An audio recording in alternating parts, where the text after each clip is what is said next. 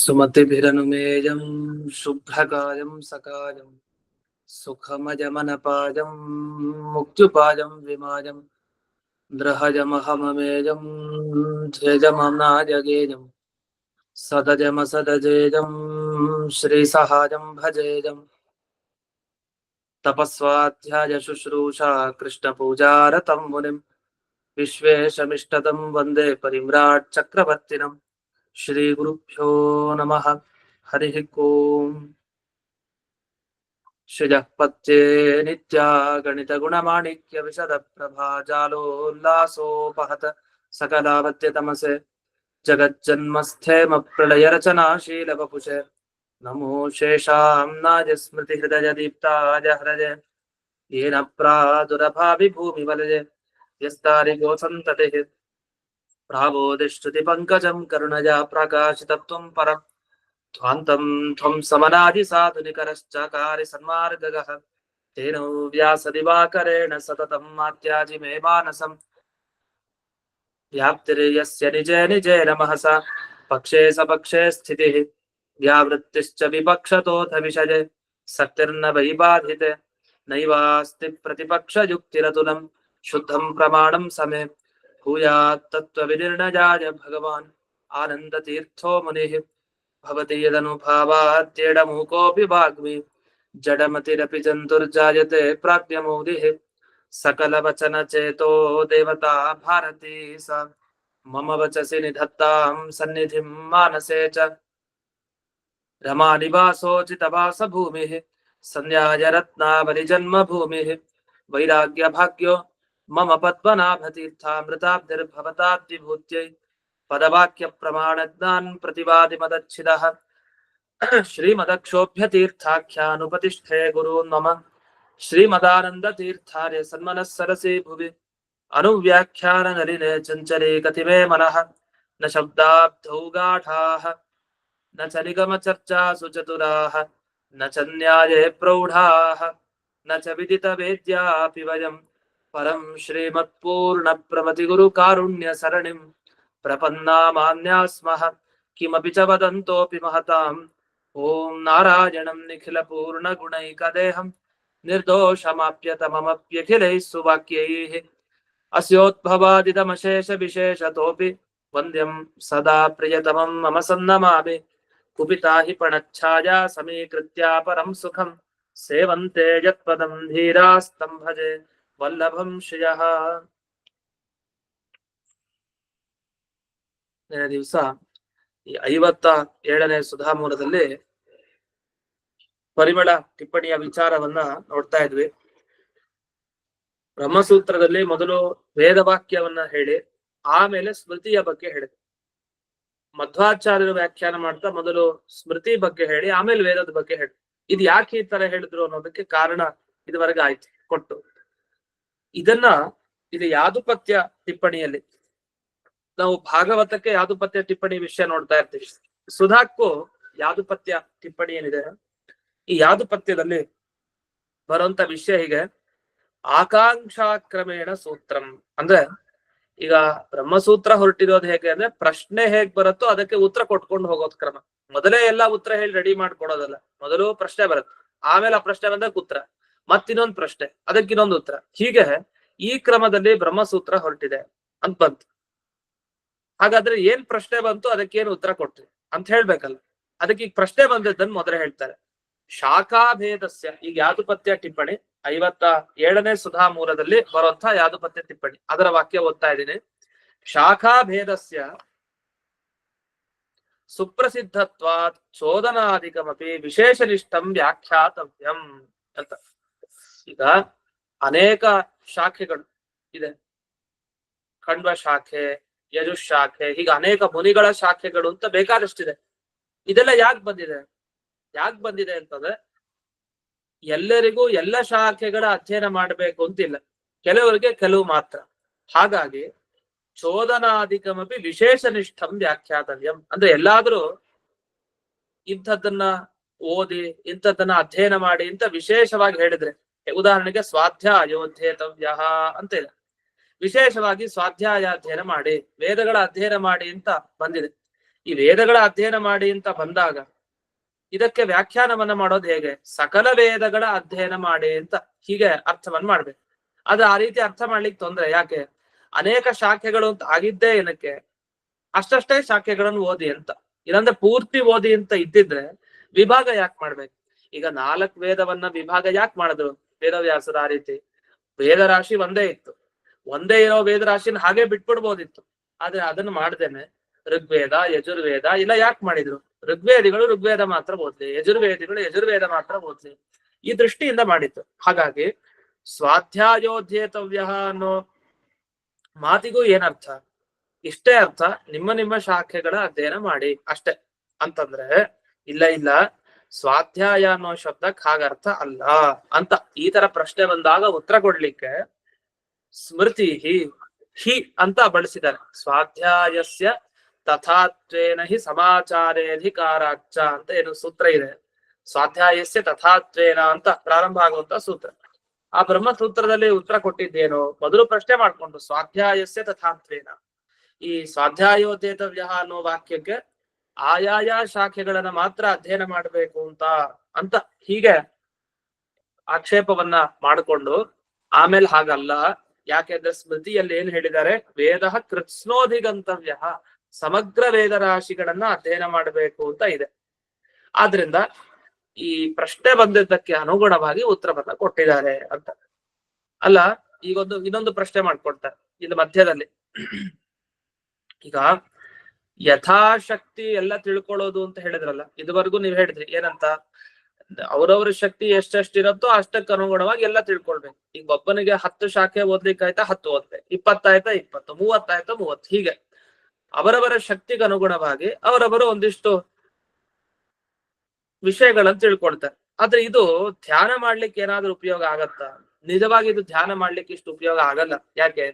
ಧ್ಯೇಯ ಪರಿಜ್ಞಾನಸ್ಯ ಸ್ವಸ್ವಶಾಖಾ ವಿಜ್ಞಾನೇನೈವ ಸಂಭವ. ಯಾಕೆಂದ್ರೆ ಧ್ಯಾನ ಮಾಡ್ಬೇಕು ಅಂತಂದ್ರೆ ಈಗ ಎಲ್ಲ ಯಾಕೆ ತಿಳ್ಕೊಳ್ಬೇಕು? ನೀವು ಯಾವುದನ್ನ ಧ್ಯಾನ ಮಾಡ್ತೀರೋ, ಯಾವ ರೂಪವನ್ನ, ಅದರ ಬಗ್ಗೆ ನಿಮ್ಮ ಶಾಖೆಯಲ್ಲಿ ಏನ್ ಹೇಳಿದಾರೆ ಅಷ್ಟು ತಿಳ್ಕೊಂಡ್ರೆ ಸಾಕು. ಈಗ ಯಾವ್ದೋ ಒಂದು ರೂಪ ಧ್ಯಾನ ಮಾಡ್ಬೇಕು, ನರಸಿಂಹನ ಧ್ಯಾನ ಮಾಡ್ಬೇಕು, ಅದಕ್ಕೆ ಕೃಷ್ಣ ರಾಮ ಇವ್ರ ಬಗ್ಗೆ ಯಾಕೆ ತಿಳ್ಕೊಬೇಕು? ವ್ಯರ್ಥ, ಅದ್ ಬೇಕಾಗಿಲ್ಲ. ನೀವು ಯಾರ ಬಗ್ಗೆ ಧ್ಯಾನ ಮಾಡ್ತಾ ಇದೀರೋ ಅಂಥ ರೂಪದ ಬಗ್ಗೆ ಇರೋ ವಿಷಯಗಳು ಸಾಕು. ಅದ್ರ ಬದಲು ಬೇರೆ ಅದು ಅನಾವಶ್ಯಕ, ಅದ್ ಬೇಕಾಗಿಲ್ಲ. ಅಷ್ಟೇ ಅಲ್ಲ, ಒಂದ್ ವೇಳೆ ನೀವು ನಿಮ್ಮ ಶಕ್ತಿಗೆ ನೋಡುವಾಗ ಬೇರೆದು ಓದ್ಲಿಕ್ಕೆ ಶುರು ಮಾಡಿದ್ರೆ ನಾವು ಓದಿದ್ರಲ್ಲೂ ಡೌಟ್ ಬರ್ಲಿಕ್ಕೆ ಶುರು ಆಗತ್ತೆ. ಈಗ ಋಗ್ವೇದ ಓದಿದಾಗ ಸರಿಯಾಗಿ ಅರ್ಥ ಆಯ್ತು, ಮುಗ್ದೋಯ್ತು. ಮತ್ತೆ ಯಜುರ್ವೇದ ಓದ್ಲಿಕ್ಕೆ ಹೋದ್ರೆ ಡೌಟ್ ಬರ್ಲಿಕ್ಕೆ ಶುರು ಆಗುತ್ತೆ. ಜಾಸ್ತಿ ಓದಷ್ಟು ಡೌಟ್ ಜಾಸ್ತಿ ಆಗತ್ತೆ. ಅದ್ರ ಬದಲು ನಮ್ಮ ಯೋಗ್ಯತೆಗೆ ನಮ್ಮ ಶಾಖೆ ಎಷ್ಟಿದೆಯೋ ಅಷ್ಟನ್ನು ಓದ್ರೆ ಸಾಕಲ್ಲ, ಧ್ಯಾನನೂ ಮಾಡ್ಬೋದು. ಇಲ್ಲಾಂದ್ರೆ ಸುಮ್ನೆ ಎಲ್ಲಾ ತಿಳ್ಕೊಳ್ಲಿಕ್ಕೆ ಹೋಗಿ ಇನ್ನೂ ಎಡವಟ್ ಜಾಸ್ತಿ ಅಲ್ವಾ ಅಂತ. ಅದಕ್ಕೆ ಉತ್ತರ ಕೊಡ್ತಾರೆ, ಶ್ರುತಿ ಸ್ಮೃತಿ ಬಲಾದೇವ ಯಥಾಶಕ್ತಿ ಸರ್ವವಿಜ್ಞಾನ ಸೇವ ನಿಶಂಕತಾ ಹೇತುತ್ವ ಕಲ್ಪದೆ. ಅಲ್ಲಲ್ಲ, ಜಾಸ್ತಿ ತಿಳ್ಕೊಂಡಷ್ಟು ಸಂಶಯ ಹೋಗತ್ತೆ, ಕಡಿಮೆ ತಿಳ್ಕೊಂಡಷ್ಟು ಸಂಶಯ ಜಾಸ್ತಿ ಬರುತ್ತೆ. ಅದರಿಂದ ಸ್ವಲ್ಪ ಅಧ್ಯಯನ ಮಾಡಿ ಸ್ವಸ್ವಶಾಖೆಗಳನ್ನ ಮಾತ್ರ, ತಮ್ಮ ಶಾಖೆಗಳನ್ನ ಮಾತ್ರ ಅಧ್ಯಯನ ಮಾಡಿ ಅಷ್ಟೇ ಇದ್ರೆ ಆಗ ಸಂಶಯ ಬೇಗ ಹೋಗಲ್ಲ. ಬಂದ ಸಂಶಯ ದೃಢವಾಗಿ ಹಾಗೆ ಉಳ್ಕೊಳ್ಳುತ್ತೆ. ಯಾವಾಗ ಆ ಸಂಶಯ ಹೋಗುತ್ತೆ ಅಂದ್ರೆ ಜಾಸ್ತಿ ಅಧ್ಯಯನವನ್ನ ಮಾಡಿದಾಗ ಮಾತ್ರ ಅಂತಹ ಸಂಶಯಗಳು ಪರಿಹಾರ ಆಗ್ಲಿಕ್ಕೆ ಸಾಧ್ಯ. ಅದನ್ನ ಇಲ್ಲಿ ಯಾವ್ದು ಪದ್ಯದಲ್ಲಿ ಮುಂದ್ಬಿಡಿಸ್ತಾ, ನ ಸ್ವಸ್ವ ಶಾಖಾ ಮಾತ್ರ ವಿಜ್ಞಾನ ಪ್ರತಿಬಂಧ್ಯ ಯಥಾಶಕ್ತಿ ಸರ್ವ ವಿಜ್ಞಾನಿ ನಿಶಂಕತಾ ಹೇತುತಾ ವಾರಯಿತು ಶಕ್ಯ ವೈಷಮ್ಯಾತ್. ಅಲ್ಲ, ವ್ಯತ್ಯಾಸ ಇದೆ ಅಂತ ಹೇಳ್ತಾರೆ. ಈಗ ನೀವು ನಿಮ್ಮ ಶಾಖೆಗಳನ್ನ ಮಾತ್ರ ಓದ್ಕೊಂಡಾಗ ನಿಮಗೆ ಯಾವುದೇ ಸಂಶಯ ಬರಲ್ಲ ಅಂತ ಹೇಳ್ಬೇಕು, ಅಥವಾ ನಿಮ್ ಶಾಖೆಗಳ ಜೊತೆ ಓದಿ ಇನ್ನೂ ಹೆಚ್ಚಿನದ್ದು ಓದಿದಾಗ ನಿಮ್ಗೆ ಸಂಶಯ ಬರಲ್ಲ ಅಂತ ಹೇಳ್ಬೇಕು. ಸಹಜವಾಗಿ ಏನ್ ಹೇಳ್ತಾರೆ, ನಿಮ್ ಶಾಖೆಯನ್ನು ಓದಿ, ಬೇರೆದನ್ನು ಓದಿ, ಆಗ ನಿಮಗೆ ಸಂಶಯ ಬರೋದು ಕಡಿಮೆ ಆಗತ್ತೆ, ಇನ್ನು ಪರಿಹಾರ ಆಗ್ತಾ ಹೋಗುತ್ತೆ. ಹೀಗೆ ಹೇಳ್ತೀವಿ. ಇದ್ರ ಬಗ್ಗೆ ಒಂದಿಷ್ಟು ವಿವರಣೆ ಮಾಡ್ತಾರೆ. ಈಗ ಏನ್ ವಿವರಣೆ ಮಾಡ್ತಾರೆ ಅಂದ್ರೆ, ಈಗ ಎರಡೂ ತಗೊಳ್ಳಿ, ವೇದ ತಗೊಳ್ಳಿ, ಇನ್ನೊಂದು ವೇದದ ಅರ್ಥವನ್ನ ವಿವರಿಸುವಂತ ಒಂದು ಸ್ಮೃತಿ. ಎರಡನ್ನೂ ಗಮನಿಸಿದಾಗ ಅಲ್ಲೇನ್ ಹೇಳಿದ್ದಾರೆ?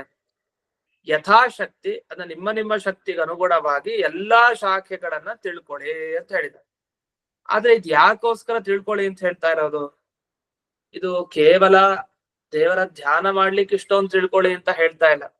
ಅಷ್ಟೇ ಹೇಳಿದ್ರೆ ಸರಿ, ಅಷ್ಟನ್ನೇ ಏನಾದ್ರೂ ಅಷ್ಟೇ ಒಂದೇ ಪ್ರಯೋಜನ ಅಂತ ಆಗಿದ್ರೆ, ಕೇವಲ ಒಂದು ಯಾವುದೋ ಭಗವಂತನ ರೂಪ ಧ್ಯಾನ ಮಾಡೋದಷ್ಟೇ ಪ್ರಯೋಜನ ಆಗಿದ್ರೆ ಆಗ ಎಲ್ಲ ಶಾಖೆಗಳನ್ನ ಯಥಾಶಕ್ತಿ ಓದಿ ಅಂತ ಹೇಳೋದ್ರಲ್ಲಿ ಅರ್ಥ ಇಲ್ಲ, ಉಪಯೋಗ ಇಲ್ಲ. ಯಾಕೆ?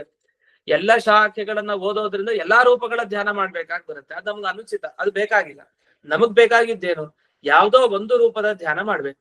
ಆ ರೂಪದ ಧ್ಯಾನ ಮಾಡ್ಲಿಕ್ಕೆ ಎಷ್ಟು ಬೇಕೋ ಅಷ್ಟು ಶಾಖೆಗಳನ್ನ ಅಧ್ಯಯನ ಮಾಡಿದ್ರೆ ಸಾಕು ಅಂತ. ನಚ ಧ್ಯೇಯ ಪರಿಜ್ಞಾನಾದಿ ರೂಪ ಪ್ರಯೋಜನ ಅಂತರಾಯ, ಬೇರೆ ಪ್ರಯೋಜನಕ್ಕಲ್ಲ. ಯಾಕೆಂದ್ರೆ ಅದು ಬೇರೆ ತರನೂ ಆಗ್ಬಿಡತ್ತೆ ಸಿದ್ಧ. ಅದಕ್ಕೆ ಒಂದೊಂದ್ ಶಾಖೆ ಓದ್ಕೊಂಡ್ರೆ ಸಾಕು ಧ್ಯಾನ ಮಾಡ್ಲಿಕ್ಕೆ. ಎಲ್ಲಾ ಶಾಖೆಗಳ ಅಧ್ಯಯನ ಅದಕ್ಕೆ ಬೇಕಾಗಿಲ್ಲ. ಯಾಕೆಂದ್ರೆ ಎಲ್ಲಾ ಶಾಖೆಗಳ ಅಧ್ಯಯನ ಮಾಡೋದಿದ್ರೆ ಯಾಕೆ ಹೇಳ್ಬೇಕು ಇದನ್ನ? ತಮ್ಮ ತಮ್ಮ ಶಾಖೆಗಳನ್ನ ಮಾತ್ರ ಓದಿ ಅನ್ನೋ ತರ ವಾಕ್ಯಗಳೆಲ್ಲ ಯಾಕೆ ಬೇಕು? ಅದ್ ಬೇಕಾಗಿ ಇಲ್ವಲ್ಲ ಅಂತ ಪುನಃ ಪ್ರಶ್ನೆ ಮಾಡ್ಕೊಂಡು, ಹಾಗಲ್ಲ ಬಲಾದೇವ ಅಂದ್ರೆ ಕೇವಲ ನಿಮ್ಮ ಶಾಖೆಯನ್ನು ಓದಿದಾಗ ಸಂಶಯ ಬರಲ್ಲ ಅಂತ ಆಗತ್ತ. ಈಗ ಯಾವ್ದೋ ಒಂದ್ ಗ್ರಂಥ ಓದ್ ಕೂಡ ನಮಗ್ ಡೌಟೇ ಬರಲ್ಲ ಅಂತ ಹೇಳ್ತಾರೆ ಯಾರಾದ್ರು. ಕಡಿಮೆ ಓದಾಗ್ಲೇ ಜಾಸ್ತಿ ಡೌಟ್ ಬರೋದು.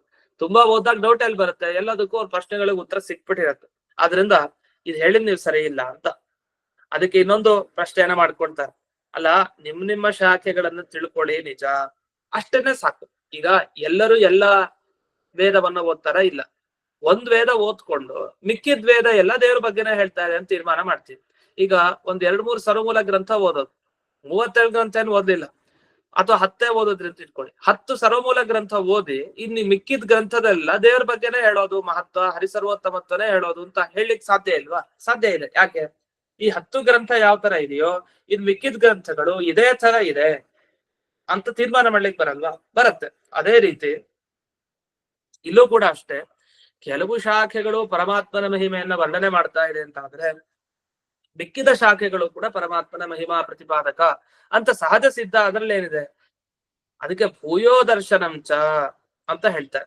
ಭೂಯೋ ದರ್ಶನ ಅಂದ್ರೆ ಈಗ ಅನೇಕ ಸರಿ ನೋಡಿ ತೀರ್ಮಾನ ಮಾಡ್ಬೇಕು. ಭೂಯೋ ದರ್ಶನ ಅಂದ್ರೆ ಅನೇಕ ಬಾರಿ ನೋಡಿ ನೋಡಿ ತೀರ್ಮಾನ ಮಾಡ್ಬೇಕು. ಈಗ ಒಬ್ರನ್ನ ಕೆಟ್ಟವರು ಅಂತ ಸುಮ್ನೆ ಹೇಳ್ಬಿಡೋದ ಒಂದೇ ಸಲಿಗೆ? ಇಲ್ಲ. ಅನೇಕ ಸಲಿ ಪರೀಕ್ಷೆ ಮಾಡಿ ನೋಡಿ ನೋಡಿ ನೋಡಿ ಕೊನೆಗೆ ಇವ್ನು ಕೆಟ್ಟವನು, ಇಲ್ಲ ಅನೇಕ ಸಲಿ ಪರೀಕ್ಷೆ ಮಾಡಿ ಕೊನೆಗೆ ಇವ್ನು ಒಳ್ಳೆಯವನು ಅಂತ ತೀರ್ಮಾನಕ್ಕೆ ಬರ್ಬೇಕು. ಸುಮ್ನೆ ಅವ್ನು ಕೆಟ್ಟವನು ಒಳ್ಳೆಯವನು ಅಂತ ಒಂದೇ ಸಲಿ 1-2-3 ಸಲಿ ಆದ ಕೂಡಲೇ ತೀರ್ಮಾನ ಮಾಡೋದಲ್ಲ.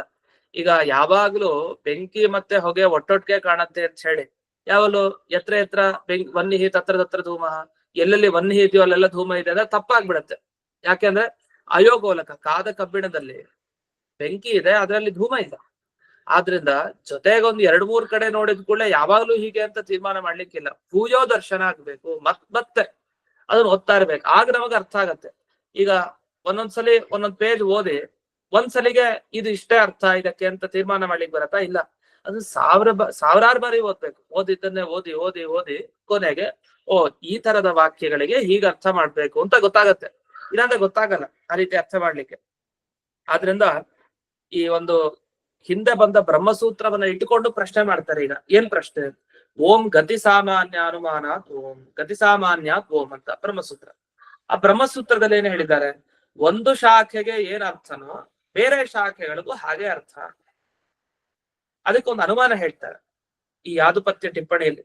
ವಿಪ್ರತಿಪನ್ನಾ ಶಾಖಾ ಭಗವತ ಏವ ಉತ್ಕರ್ಷ ಪ್ರತಿಪಾದಿಕಾ ಶಾಖಾತ್ವಾತ್ ಸಂಪ್ರತಿಪನ್ನ ಶಾಖಾವತ್. ಶಾಖೆಗಳು ಅಂದೇನು? ಆ ಕವಲೊಡೆಯೋದು, ಆ ಶಾಖೆ, ಅದನ್ನ ಹೇಳ್ತಾ ಇರೋದು ಶಾಖೆ ಅಂತ. ಈಗ ವೇದಕ್ಕೆ ಅನೇಕ ಶಾಖೆಗಳಿದೆ. ಆ ಶಾಖೆಗಳೆಲ್ಲ ದೇವರ ಉತ್ಕರ್ಷವನ್ನೇ ಹೇಳಲಿಕ್ಕೆ ಹೊರಟಿದೆ. ಅಂದ್ರೆ ದೇವರು ದೊಡ್ಡವನು, ದೇವರು ಸರ್ವೋತ್ತಮ ಅಂತ ಹೇಳಲಿಕ್ಕೆ ಹೊರಟಿದೆ ಅದೆಲ್ಲ. ಯಾಕೆ? ಸಂಪ್ರತಿಪನ್ನ ಶಾಖಾವತ್. ಒಂದಿಷ್ಟು ಶಾಖೆಗಳನ್ನ ಓದ್ದಾಗ ನಮಗ್ ಗೊತ್ತಾಯ್ತು, ಓಹೋ ಇದು ಎಲ್ಲ ದೇವರ ಬಗ್ಗೆ ಹೇಳ್ತಾ ಇದೆ ಉತ್ತಮತ್ವವನ್ನ ಅಂತ. ಹಾಗಾದ್ರೆ ಮಿಕ್ಕಿದ ಶಾಖೆಗಳಿಗೂ ಅದೇ. ಈಗ ಅನ್ನ ಎಲ್ಲ ಬೆಂದಿದೆ, ಅನ್ನ ಪೂರ್ತಿ ಬೆಂದಿದೆ ಅಂತ ಹೆಂಗ್ ಗೊತ್ತಾಗತ್ತೆ? 1-2-3 ಕಾಳು ನೋಡಿದ್ರೆ ಗೊತ್ತಾಗ್ಬಿಡತ್ತೆ ಅಂತ ಹೇಳ್ತೀವಲ್ಲ. ಹಾಗೆ ಅದು ಆಗ್ದೇನೂ ಇರ್ಬೋದು, ಅದು ಬೇರೆ ವಿಷಯ ಒಳಗಡೆ. ಅಂತೂ ಸಾಮಾನ್ಯವಾಗಿ 2-3 ಬೆಂದಿದೆ ಅಂದ್ರೆ ಸಾಕು, ಅದು ಒಂದು ಕಾಳು ನೋಡಿದ್ರೆ ಗೊತ್ತಾಗ್ಬಿಡತ್ತೆ ಅಂತ ಹೇಳಲ್ವಾ? ಹಾಗೆ ಇಲ್ಲಿ 1-5-6 ವೇದ ಶಾಖೆಗಳನ್ನು ನೋಡಿದ ಕೂಡಲೇ ಮಿಕ್ಕಿದ ಶಾಖೆ ಎಲ್ಲ ದೇವರ ಉತ್ಕರ್ಷನೇ ಹೇಳುತ್ತೆ. ಮನುಷ್ಯರಿಗೆ ಇದು ಹೇಗ್ ಸಾಧ್ಯ ಅಂದ್ರೆ ಅದನ್ನ ವೇದವ್ಯಾಸರು ನಿರ್ಣಯ ಮಾಡ್ಕೊಟ್ಟಿದ್ದಾರೆ. ಅದನ್ನ ನಾವು ನಿರ್ಣಯ ಮಾಡ್ಲಿಕ್ಕೆ ಯಾವ ಜನ್ಮದಲ್ಲೂ ಸಾಧ್ಯ ಇಲ್ಲ. 100 ಜನ್ಮ ಕಳೆದ್ರು, 1000 ಜನ್ಮ ಕಳೆದ್ರು ಸಮಗ್ರ ವೇದವನ್ನ ಅಧ್ಯಯನ ಮಾಡ್ಲಿಕ್ಕೆ ನಮ್ ಕೈಲಿ ಆಗಲ್ಲ ಮನುಷ್ಯರಿಗೆ. ಆದ್ರೆ ಯಥಾಶಕ್ತಿ ತನ್ನ ಯೋಗ್ಯತೆಗೆ ಅನುಗುಣವಾಗಿ ಜಾಸ್ತಿ ಕಲಿಬಹುದು. ಒಂದ್ ಜನ್ಮದಲ್ಲಿ 1000 ಮಂತ್ರ ಕಲ್ತಿದ್ರೆ ಮುಂದಿನ ಜನ್ಮದಲ್ಲಿ 1000 ಮಂತ್ರ ಆಗತ್ತೆ. ಅದು ಅನಂತ ಮಂತ್ರಗಳು ಎಂದಿಗೂ ಆಗಲ್ಲ. ಯಾಕೆ? ಅನಂತ ಅದು ವೇದ, ಅದು ದೇವರು ಮಾತ್ರ ಅದನ್ನ ಸರಿಯಾಗಿ ತಿಳ್ಕೊಳ್ಲಿಕ್ಕೆ ಸಾಧ್ಯ ದೇವರಿಗೆ ಮಾತ್ರ ಅಂತ. ಇಷ್ಟಾಗಿ ಕೊನೆಯದಾಗಿ ಒಂದು ಮಾತನ್ನ ಹೇಳಿ ಮುಕ್ತಾಯ ಮಾಡ್ತಾರೆ. ಭೂಯೋ ದರ್ಶನ ಸೇವ ವ್ಯಾಪ್ತಿ ಗ್ರಾಹಕತ್ವ. ಯಾವತ್ತು ಒಂದು ನಿಯಮ ಮಾಡ್ಬೇಕು ಅಂದ್ರೆ ಅನೇಕ ಸಲ ನೋಡಿರ್ಬೇಕು, ಭೂಯೋ ದರ್ಶನ ಆಗಿರ್ಬೇಕು. ಅದೇ ರೀತಿ ಹಾಗಾಗಿಯೇ ಈಗ ಎಲ್ಲೆಲ್ಲಿ ಹೊಗೆಯನ್ನು ನೋಡ್ತಾನೋ ಅಲ್ಲೆಲ್ಲ ಬೆಂಕಿ ಇರಲೇಬೇಕು ಅಂತ ಹೇಗ್ ತೀರ್ಮಾನಕ್ಕೆ ಬಂದ? ಅಡ್ಗೆ ಮನೆಗೆ ಹೋದ, ಹೊಗೆ ನೋಡ್ದ, ಬೆಂಕಿ. ಈ ಯಜ್ಞ ಮಂಟಪಕ್ಕೆ ಹೋದ, ಅಲ್ಲೂ ಹೊಗೆ, ಬೆಂಕಿ. ಈ ತರ ಅನೇಕ ಕಡೆ ನೋಡಿದಾನ ಅವನು. ಅಡಿಗೆ ಮನೇಲಿ ನೋಡ್ದ, ಯಾಗಶಾಲೆಯಲ್ಲಿ ನೋಡ್ದ, ಇನ್ನೆಲ್ಲೋ ಅಂಗಳದಲ್ಲಿ ನೋಡ್ದ, ಇನ್ನೆಲ್ಲೋ ಕಾಡ್ನಲ್ಲಿ ನೋಡ್ದ, ಕಾಡ್ಗಿಚ್ಚ್ ಹತ್ಕೊಂಡಿತ್ತು, ಅಲ್ಲಿ ಹೊಗೆ ನೋಡ್ತಾನೆ, ಧೂಮ ಇತ್ತು. ಹೀಗೆ ಬೇಕಾದಷ್ಟು ಕಡೆ. ಯಾಕಂದ್ರೆ ಕಾಡ್ಗಿಚ್ಚು ಸ್ಪಷ್ಟ, ಕಾಡ್ಗಿಚ್ಚು ಹತ್ಕೊಂಡಿದೆ ಅಂತ ತಕ್ಷಣ ಗೊತ್ತಾಗುತ್ತೆ, ದೂರದಿಂದ ಹೊಗೆ ಬರ್ತಾ ಇದೆ ಅಂತ ಗೊತ್ತಾಗುತ್ತೆ. ಓ ಹಾಗಾದ್ರೆ ಅಲ್ಲಿ ಕಾಡಿನಲ್ಲಿ ಬೆಂಕಿ ಹತ್ಕೊಂಡಿದೆ, ಆ ಬೆಂಕಿ ಇದೆ ಅಂತ. ಹೀಗೆ ಕಾಡ್ಗಿಚ್ಚಾಗ್ಬಹುದು, ಮನೆಯಲ್ಲಾಗ್ಬಹುದು, ಅಂಗಳದಲ್ಲಾಗ್ಬಹುದು, ಎಲ್ಲಾದ್ರೂ ಒಟ್ಟು ಇದೆಲ್ಲ ಹೊಗೆಯನ್ನು ನೋಡಿದ ಕೂಡ್ಲೆ ಆಗ ಅಲ್ಲಿ ಬೆಂಕಿ ಇದೆ ಅಂತ ತೀರ್ಮಾನಕ್ಕೆ ಬಂದ. ಹೇಗ್ ಬಂದ? ಒಂದ್ 2 ಸರಿ ನೋಡಿದ ಕೂಡ್ಲೆ ಅಲ್ಲ, ಭೂಯೋ ದರ್ಶನ, ಪುನಃ ಪುನಃ ಪುನಃ ಪುನಃ ನೋಡಿ ನೋಡಿ ತೀರ್ಮಾನಕ್ಕೆ ಬಂದ. ಅದೇ ತರ ಇಲ್ಲಿ ಯಥಾಶಕ್ತಿ ಸರ್ವ ಪರಿಜ್ಞಾನ, ಎಲ್ಲವನ್ನು ತನ್ನ ಶಕ್ತಿ ಗ್ರಹಣವಾಗಿ ಎಲ್ಲ ತಿಳ್ಕೊಳ್ಬೇಕು ಯಥಾಶಕ್ತಿ. ಆಗ ಮಾತ್ರ ತನಗೆ ಬಂದ ಅನೇಕ ಸಂದೇಹಗಳ ನಿವೃತ್ತಿ ಆಗ್ಲಿಕ್ಕೆ ಸಾಧ್ಯ. ಇಲ್ಲ ಅಂದ್ರೆ ಸಂದೇಹ ನಿವೃತ್ತಿ ಆಗ್ಲಿಕ್ಕೆ ಸಾಧ್ಯ ಇಲ್ಲ ಅಂತ. ಇಷ್ಟು ಈ ಯಾದುಪತ್ಯ ಟಿಪ್ಪಣಿಯ ವಿಚಾರಗಳು. ಇನ್ನು ಮುಂದಕ್ಕೆ ಇನ್ನು ಹಲವು ಟಿಪ್ಪಣಿಗಳ ವಿಚಾರಗಳಿದೆ. ಅದರಲ್ಲಿ ನಮಗೆ ಈ ಒಂದು ಟಿಪ್ಪಣಿ ವಿಚಾರವನ್ನು ನೋಡಿದ್ರೆ ಇನ್ನೆಲ್ಲ ಟಿಪ್ಪಣಿಗಳಲ್ಲಿ ಬಂದ ವಿಚಾರನೇ ಆಗಿದೆ. ಇದು ಮುಂದೆ ಈ ಸುಧಾ ಮೂಲದಲ್ಲಿ ಬರುವಂತಹ ವಿಷಯ ಏನು ಅಂದ್ರೆ, ಈ ಮೀಮಾಂಸಕರು ಏನಿದ್ದಾರೆ ಅವರ ಬಗ್ಗೆ ಇನ್ನೊಂದು ಹೇಳ್ತಾರೆ. ಪ್ರಾಭಾಕರ ಅಂತ ಒಬ್ಬ ವ್ಯಕ್ತಿ, ಪ್ರಾಭಾಕರ ಮೀಮಾಂಸಕ ಅಂತ. ಅದು ಕುಮಾರಿಲ ಭಟ್ಟರು ಅಂತ ಹೆಸರನ್ನ ಕೇಳಿರ್ತೀರಿ. ಅವ್ರು ಭಾಟ್ಟ ಮೀಮಾಂಸಕ ಅಂತ, ಅವರ ಪರಂಪರೆನವರು ಭಾಟ್ಟರು ಅಂತ ಕರೀತಾರೆ. ಈಗ ರಾಯರು ತಾವು ಭಾಟ್ಟ ಸಂಗ್ರಹ ಅಂತ ಒಂದು ಗ್ರಂಥ ಬರ್ತಿದ್ದಾರೆ, ರಾಘವೇಂದ್ರ ಸ್ವಾಮಿಗಳು. ಭಾಟ್ಟ ಸಂಗ್ರಹ ಅನ್ನೋ ಗ್ರಂಥ ಅದು ಭಟ್ಟ ಮತ, ಮೀಮಾಂಸಾ ಮತವನ್ನ ಅವಲಂಬಿಸಿ ಬರೆದಿರೋದು. ಭಾಟ್ಟ ಸಂಗ್ರಹ ಅಂತ ಒಂದು ಗ್ರಂಥ. ಇಲ್ಲಿ ಪ್ರಾಭಾಕರ ಅಂತ, ಪ್ರಾಭಾಕರನು ಅವನೊಬ್ಬ ಮೀಮಾಂಸಕ. ಅವನು ಜೈಮಿನಿ ಸೂತ್ರಗಳ ಮೇಲೆ ಅವನು ತುಂಬಾ ಕೃಷಿ ಮಾಡಿದ್ದಾನೆ. ಜೈಮಿನಿ ಸೂತ್ರಗಳ ಮೇಲೆ ಪ್ರಾಭಾಕರ ಅಂತ 2 ಹೆಸರನ್ನ ಹೇಳ್ತಾರೆ. ಆ ಪ್ರಾಭಾಕರ ಒಂದು ತನ್ನ ಅಭಿಪ್ರಾಯ ಹೇಳ್ತಾರೆ. ಉದಾಹರಣೆಗೆ ಸ್ವಾಧ್ಯಾಯೋಧ್ಯೇತವ್ಯ ಅಂತ ಈಗ ಒಂದು ವಾಕ್ಯ ಬಂತು. ಇದಕ್ಕೇನ್ ಅರ್ಥ?